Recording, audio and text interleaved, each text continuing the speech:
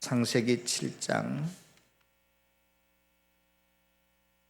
17절 18절을 다 같이 우리 한 목소리로 20절까지 얼마 되지 않으니까 제가 오늘 설교 전체 7장을 커버할 건데요.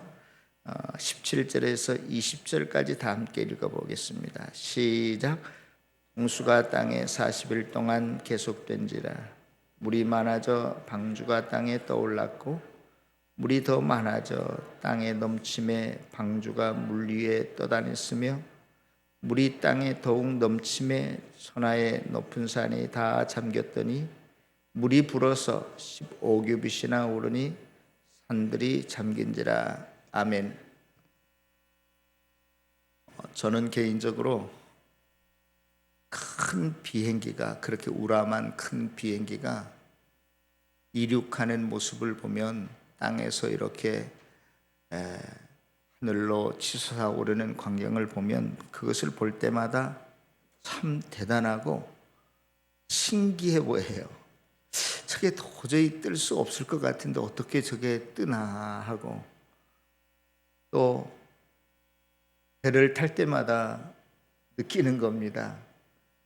그렇게 무거운 쇳덩어리로 철판 조각으로 배를 만들었는데, 아니 이 배가 물에 가라앉지 않고 떠 있는 걸 보면 야, 정말로 참 대단하다. 도저히 뜰 것 같지 않은데 거기에다 또 사람도 가득 탔지요. 짐도 태웠는데도 안 가라앉는 게 참 신기해 보여요. 물론 가라앉는 힘과 부력이 서로 같으면 뜰 수 있다는 그 정도의 상식은 알지만, 하여튼 간에 그걸 떠나서 비행기나 배가 공중에 뜨고 물 위에 뜨는 것, 저는 굉장히 탈 때마다 참 신기해 보입니다. 이렇게 떴다라고 하는 말은 굉장히 긍정적인 표현인 것 같아요. 그냥 우스갯소리로 대통령이 떴다, VIP가 떴다, 이름이 떴다, 인기가 떴다, 긍정적으로 좋을 때 주로 많이 쓰이는 것 같고, 정반대로 가라앉는다는 것은 이렇게 지금 한국 사회가 분위기가 쭉 가라앉는 것처럼 또 기분이 나쁠 때 부정적으로 사용하는 것 같습니다.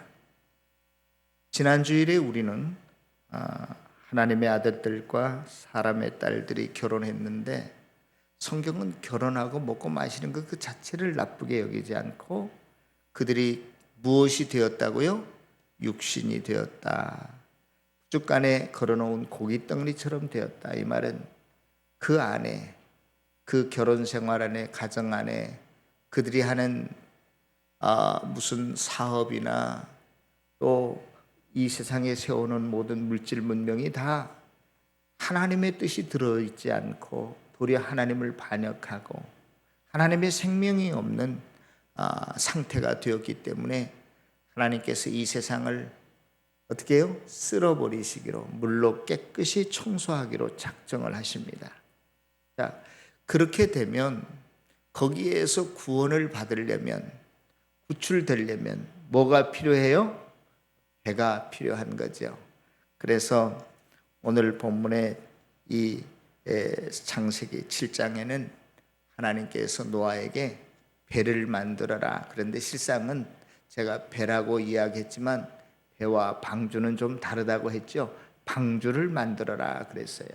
그런데 오늘 성경에 보니까 그 방주의 모형을 보니까 길이가 300규빗, 폭이 50규빗, 높이가 30규빗, 대충 모형도를 제가 어디서 한번 구해봤는데 한번 방송실에서 띄워주시겠어요?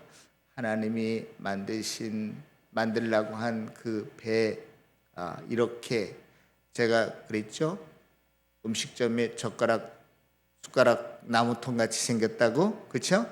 거의 직사각형 모형이에요. 물론 조금 유선형은 있겠죠. 근데 저게 가로 세로 높이가 현대 조선소에서 실험해 보니까 그렇게 안정적인 구조이고, 그 다음에 아무 동력이 없기 때문에 잘못하면 배가 막 빙글빙글 돌아서 거기에 탔더라도 울렁증 때문에 도저히 사람이 살 수가 없는 건데, 그렇게 되지 않도록 파도와 항상 마주쳐서 세워지도록 그렇게 된다는 거예요.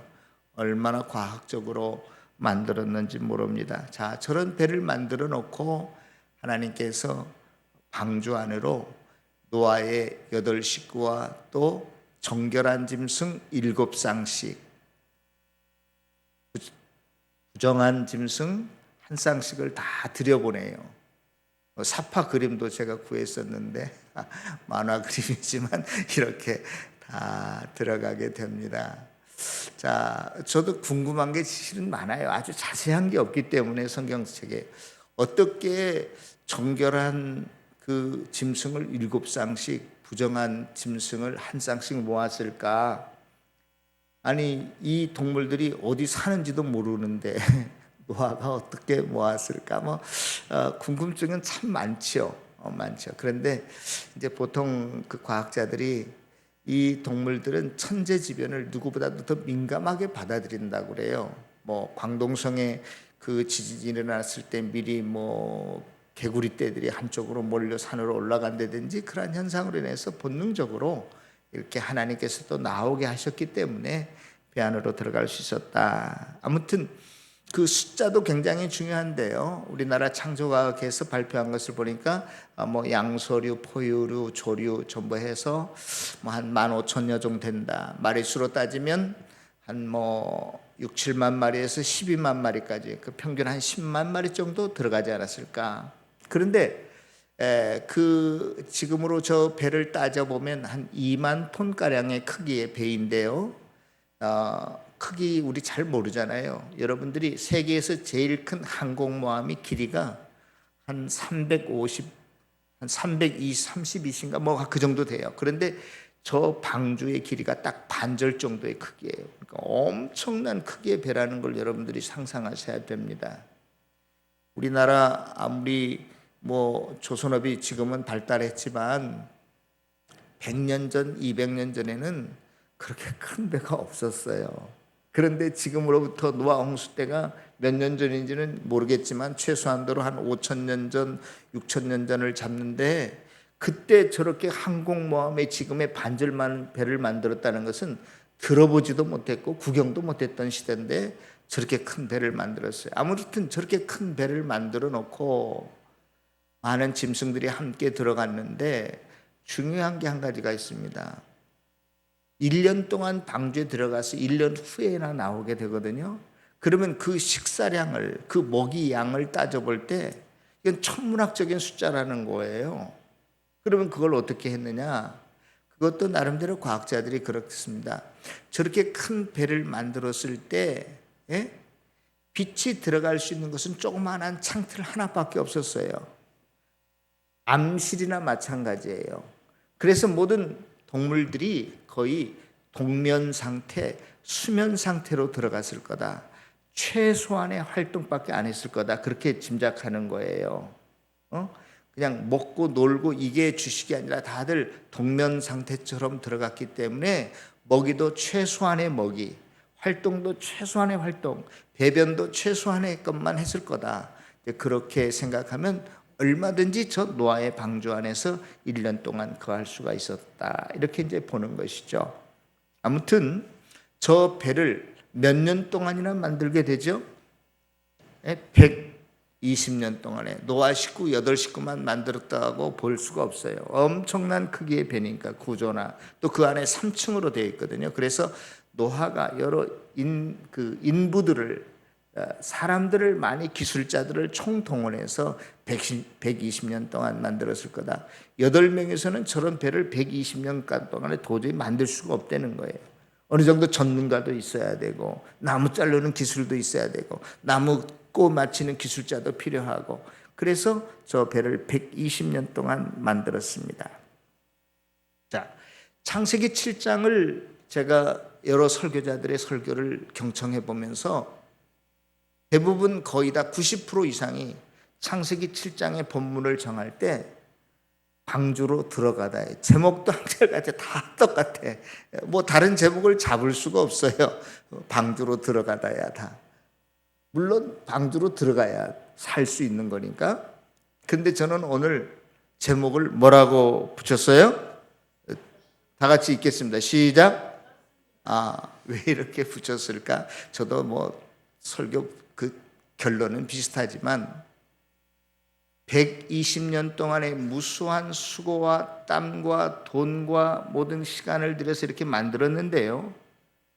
생전에 보지도 듣지 못한 구조물을 만들었는데 만든 것까지는 좋아요. 또 다 들어가라고 해서 들어간 것까지는 좋아요.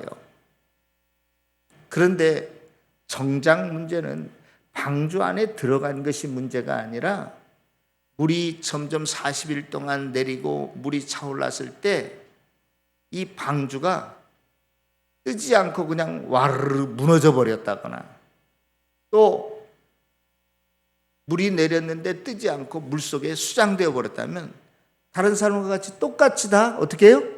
죽을 수밖에 없었을 거예요.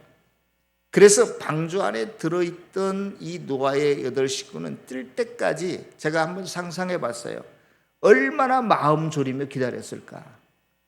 얼마나 두려웠을까? 이 뜨는 시간까지 한번 생각해 보세요. 온통 칠흑과 같이 어두운 밤이죠, 뱃속은요.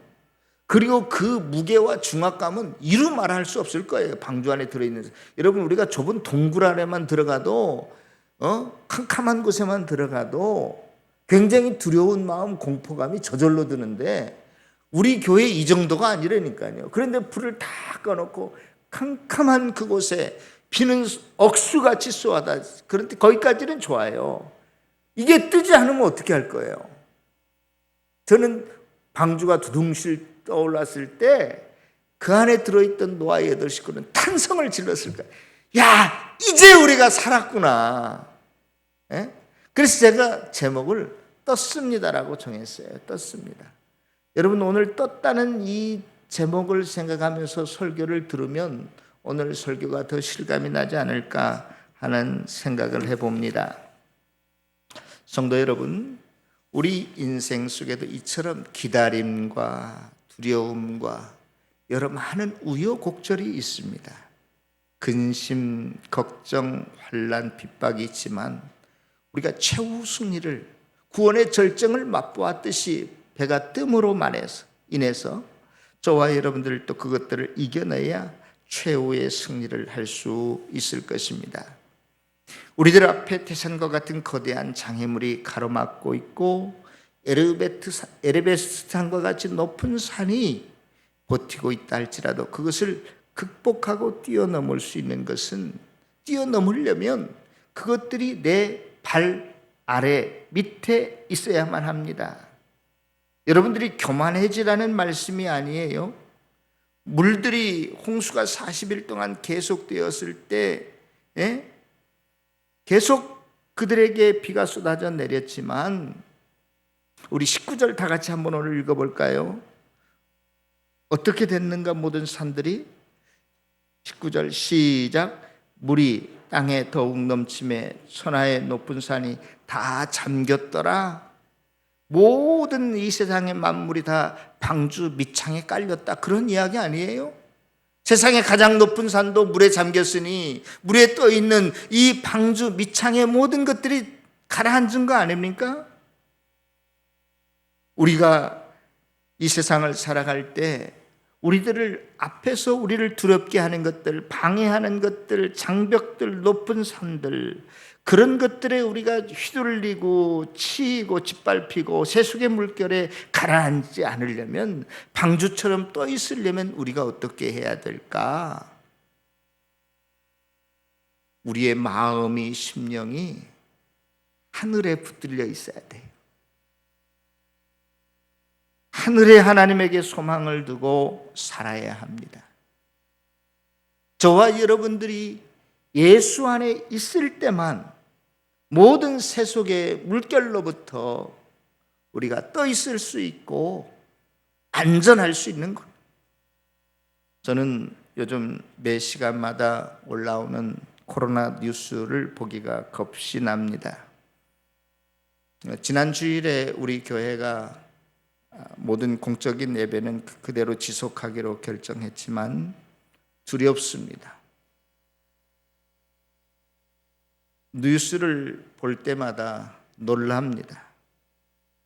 어떻게 대처해야 되나? 어제는 장로님 부부들이 이곳에 모여서 함께 기도하고 돌아가셨습니다. 지난 주일에 우리 사역자들이 각 교단에서 대체 방법, 여러 교회에서 어떻게 하는지 수집하고 그것을 놓고 또 성도들을 접촉하면서 여러분들의 우려와 걱정들을 살피면서 나름대로 1안, 2안, 3안도 만들어 보았습니다. 그러나 그 어느 것 하나가 만만치 않았습니다. 온전한 예배도 드려야 되고 교회가 공공성도 지켜내야 되는 이 세상의 사회의 안전도 우리가 따라가야 되는 그러한 현실적인 문제가 있기 때문에 그렇습니다. 이렇게 할 것 같으면 저게 걸리고 저렇게 하면 또 이게 걸리는 겁니다. 이렇게 하면 젊은이들에게는 좋아할 것 같은데 연세 드신 어른분들에게는 불편할 것 같아요. 죄송해요. 이렇게 하면 이 목장은 괜찮은데 저 목장은 더 힘들답니다.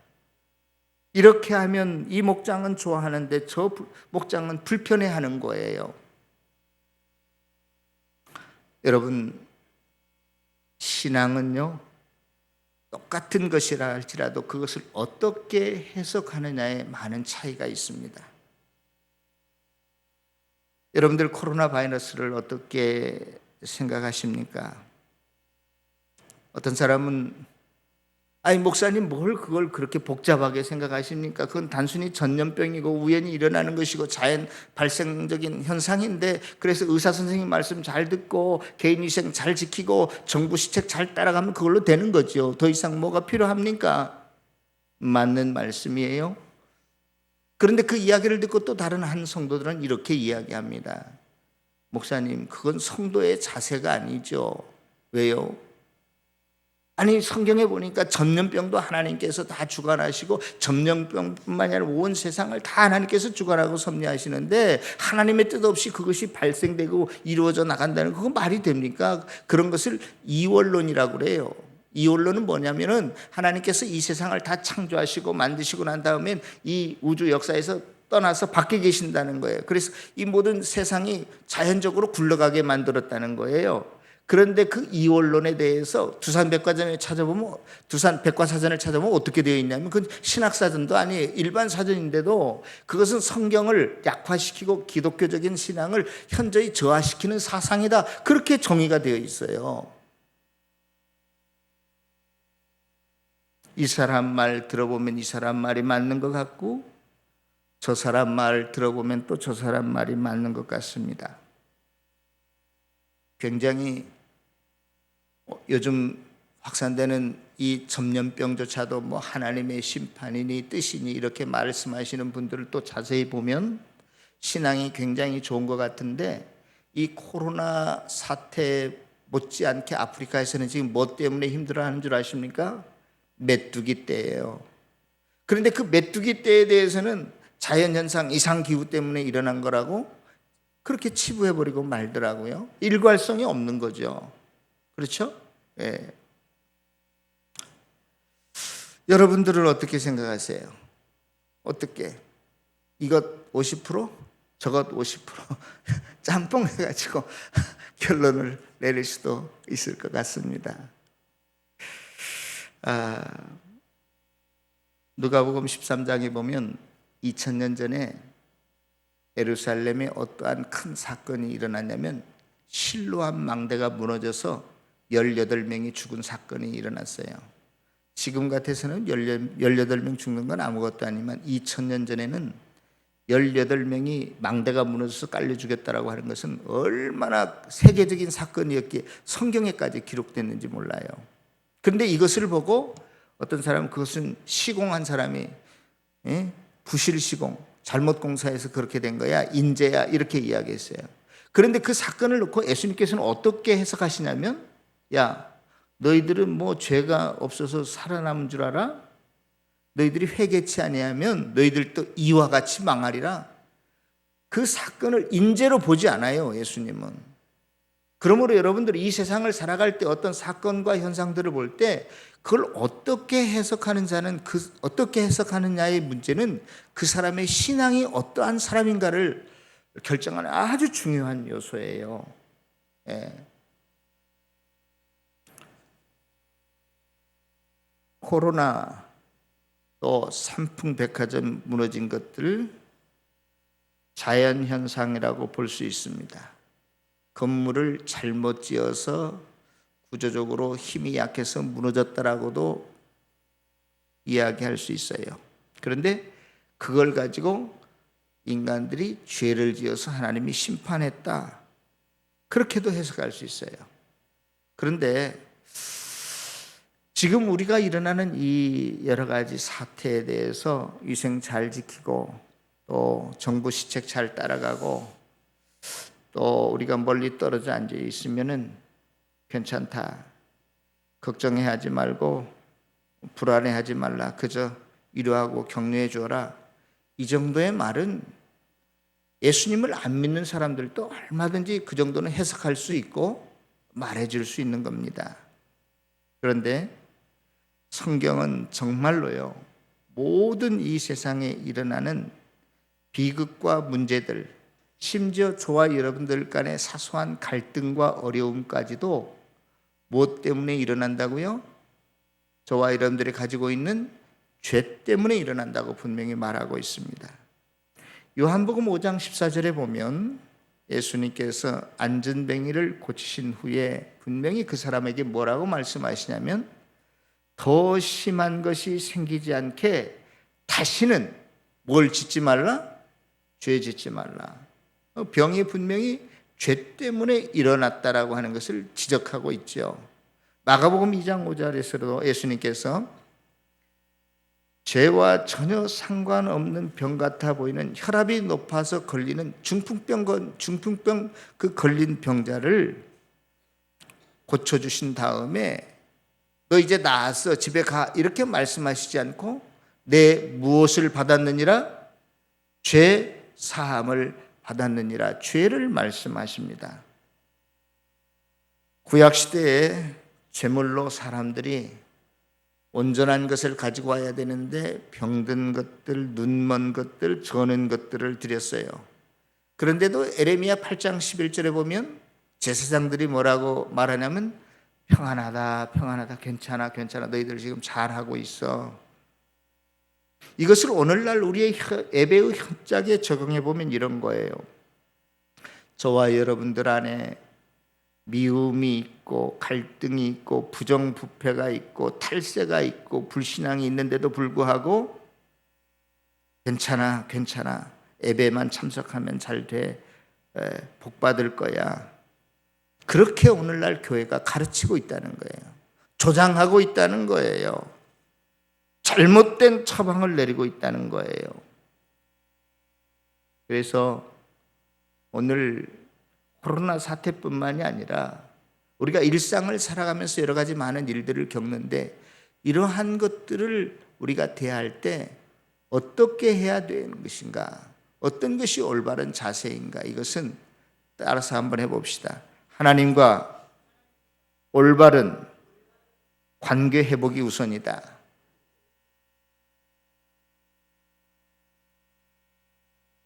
어떠한 사건이든 하나님을 믿는 사람이라면, 성도라면 지금 내가 하나님과 어떠한 관계에 있는가, 그것을 항상 점검하고 그 사건을 또 그 사태를, 현상을 바라보고 해석해야 된다는 거예요.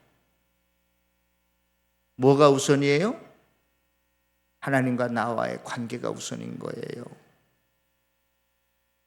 이게 자연 발생적인 것이냐 아니면 하나님의 심판이냐, 이런 걸 떠나서 하나님을 믿는 사람들이라면 모두 다 지금 나와 하나님과의 관계가 정상적인가 아닌가를 먼저 봐야 돼요.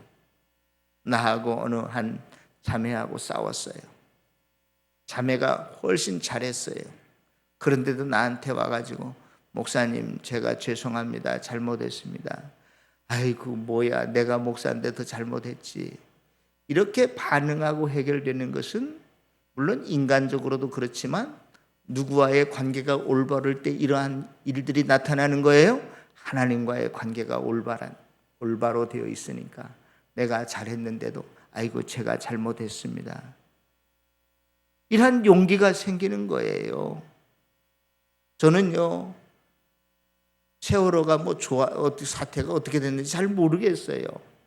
그런데 믿는 사람들 안에 그것을 두둔하는 사람도 있고 반대하는 사람도 계셔요. 저는 처음에 어느 한쪽 편에 섰다가 이건 내가 목회자로서 올바른 자세는 아닌 것 같다.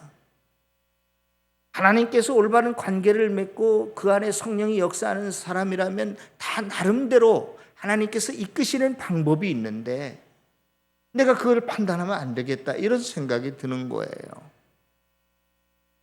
성도 여러분, 동일한 사건이라 할지라도 꼭 코로나만이 아니라 우리 나라의 정치, 경제, 사회, 문화 이런 모든 것들을 바라볼 때 항상 먼저 내가 어떤 역사 의식이 중요한 게 아니에요. 물론 그것도 중요할 수 있어요. 그러나 지금 내가 하나님과 올바른 관계를 맺고 있는가? 각자에게 성령님께서 인도하시고 어떻게 이해하게 하시고 그 가운데서 내가 어떻게 해야 될 역할들, 사명들을 주시는데 우리가 그것을 인정해야 되지 않을까? 얼마든지 다 각자가 다를 수 있어요. 그 안에 역사하시는 성령님의 은혜가 다 다를 수 있어요. 사명이 다를 수 있어요.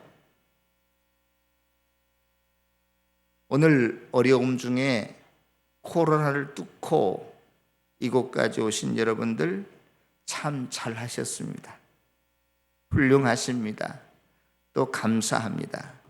그러나 이 예배를 누구보다도 사랑하고 사모하지만 내가 좀 기침이 나는데, 열이 있는 것 같은데, 그래서 내가 다른 사람에게 피해를 줄 것 같으면 그걸 참고 집에 계신 분이 나는 더 훌륭하고 믿음이 좋다고 생각합니다. 어떤 분은 이곳에 와 그렇게 오고 싶어 하는 분들 제가 알아요. 그런데 병원에 입원 중에 계신 분들, 정말로 우리가 그분들을 더 사랑하고 이해해야 되지 않을까요? 이러한 우리가 먼저 하나님과의 올바른 사고와 태도와 해석이 되려면 하나님과 내가 먼저 올바른 관계에 있어야 된다는 거예요. 그래야 모든 사건, 사고, 현상들을 우리가 옳게 분별할 줄 아는 신앙인이, 성숙한 신앙인이 될 수 있다는 것입니다. 한 가지 더 말씀을 드리겠습니다. 우리가 주일 예배를 어떻게 드리느냐 놓고 우리 당회원들도 시시각각으로 뉴스를 청취하면서 기도하면서 애의주시하고 있습니다.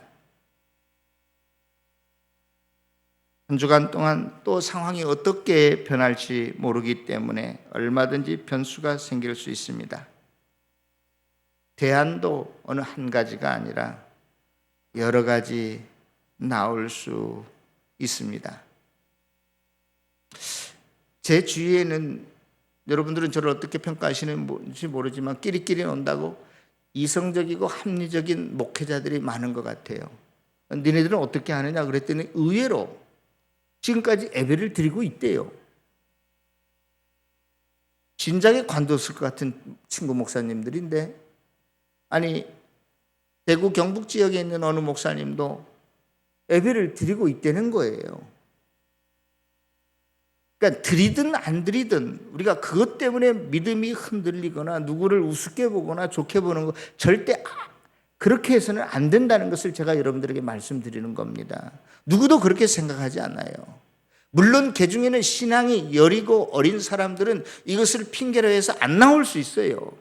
그런 사람도 있죠. 왜 안 나온다고 다 믿음이 좋겠어요? 얼씨구나 좋다, 그렇지 않아도 힘든데 좀 쉬어야 되겠다, 이런 사람이 우리들 중에 얼마든지 있지만 우리가 그런 사람들은 또 우리가 그런 사람들끼리 그런 사람들에게 잘 접근하고 이해시키고 이끌어 가야 되죠.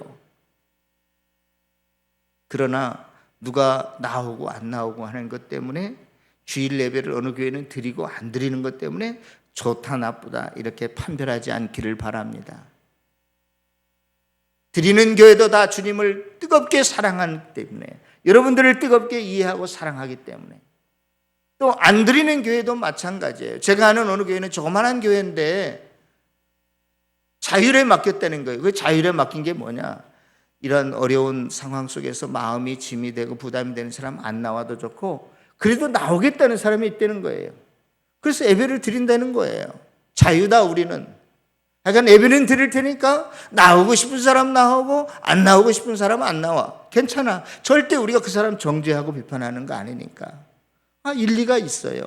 아니 조그만한 교회, 뭐 큰 교회라면 내가 이해가 되겠는데 몇 명 안 나오는 조그만한 교회인데도 핸드폰으로 이렇게 해가지고 예배 실황 중계한다는 거예요. 저는 됐어, 오케이, 괜찮아. 중요한 것은 내가 하나님과 올바른 관계, 뜨겁게 관계를 맺고 있으면 무슨 인터넷 예배를 드린다고 해도 인터넷 선을 통해서 성령이 연결되는 게 아니라 이 예배 공간이 확장되는 거예요. 여러분들이 가정에서 드려도 그곳에서도 성령이 역사하는 것이니까. 만약 우리 교회가 인터넷 예배를 드린다면 저는 할 말이 많아요. 미국에 있는 인터넷 예배 드리는 교회를 보니까 인터넷 예배를 올바로 드렸다 안 드렸다는 것을 질적인 것보다 시간으로 거기는 따지더라고요. 30분 이상 안 됐는데 꺼버렸다. 그러면 인터넷 예배 안 드린 거로 보는 거예요. 물론 우리가 문화와 환경이 다르지만 우리도 크게 다르지는 않을 것 같아요. 제가 다시 한번 조심스럽게 여러분들에게 말씀을 드립니다. 우리가 이러한 모든 변수들을 다 수용해서 어떤 것을 한 가지 선택한다고 해도 모두에게 100% 충족시킬 수는 없을 것 같아요.